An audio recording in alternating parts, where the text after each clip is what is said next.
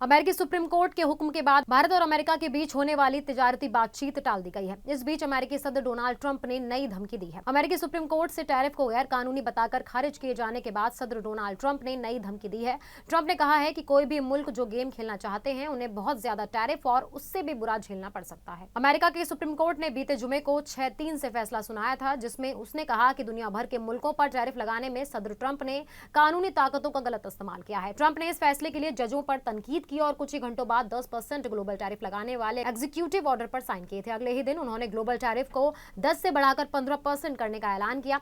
America supreme court से tariff खारिज होने के बाद यूरोपीय यूनियन और ब्रिटेन जैसे इत्तेहादी अमेरिका के साथ ट्रेड डील को लेकर नए सिरे से गौर कर रहे हैं। भारत की भी अमेरिका के साथ ट्रेड डील फाइनल करने को लेकर बैठक होने वाली थी, जिसे टाल दिया गया। इस बीच ट्रंप ने फिर से टैरिफ की धमकी दी है। अपने social media platform truth social पर एक पोस्ट में ट्रंप ने लिखा, कोई भी मुल्क जो सुप्रीम कोर्ट के इस अजीब फैसले के साथ गेम खेलना चाहता है, खासकर वो मुल्क जिन्होंने सालों और दहाइयों तक अमेरिका को धोखा दिया है, उन्हें उससे कहीं ज्यादा टैरिफ मिलेगा और उससे भी बुरा, जिस पर वो हाल ही में राजी हुए हैं।